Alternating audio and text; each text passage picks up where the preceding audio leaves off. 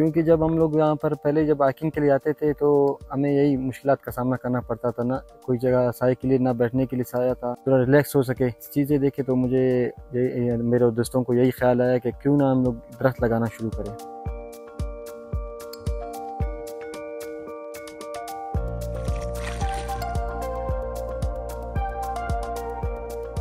मुश्किलात का सामना करना पड़ता है, लेकिन क्योंकि हम लोग यहाँ से घरों से जो बड़े बड़े जरिकेन उठाते हैं 30-30 लीटर के, फिर उनको मोटरसाइकिल पे बांध के फिर वहाँ से ट्यूबवेल से उनको पानी भर के, क्योंकि नज़दीक यहाँ पर कोई ट्यूबवेल वगैरह नहीं है, तो हम दूर से कभी कभी ऐसा होता है हमारे पास सवारी नहीं होता, तो फिर वही कंधों पर ही इन जरिकेन को उठा कर लाना है। क्योंकि अभी हम लोगों ने जो दरख्त लगाए हैं तो इनका पानी देना भी हम लोगों पर फ़र्ज़ है। सरसब्ज़ तो वैसे भी आंखों को पसंद होता है, तो जैसे ही हमारे सामने आते हैं हमारी सारी तकन जो हम वहाँ से पैदल करके यहाँ से मोटरसाइकिल पे ये जरिकेन उठा के, तो सारी जैसे ही पहुँचे हमारी सारी तकन दूर हो जाती है।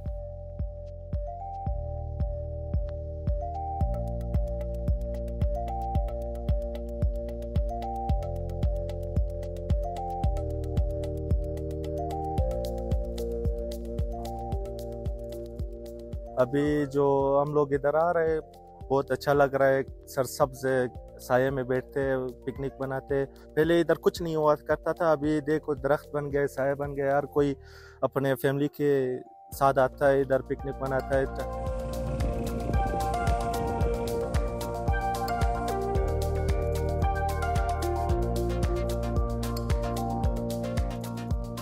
कितने जगह में दरख्त नहीं है, हम लोगों ने कभी लगा दिया। गुलिस्तान टाउन अभी लगा दिया। कोई किसी में मेरा पैसा मैसा नहीं दिए, हम पैसा नहीं चाहिए भैया, पैसा क्या करें, वो अल्लाह से चाहिए। साया न था, वो कहता थे गर्मी हो, साया नहीं, वो दरख्त लगा दिया। वो दरख्त देखो साया भी है, वो मेवा दाना तो अभी है, वो अभी खाओ, उधर से बैठो। अब्दुल वाहिद का बिल्कुल तना वाहिद है, देखो कोई किसी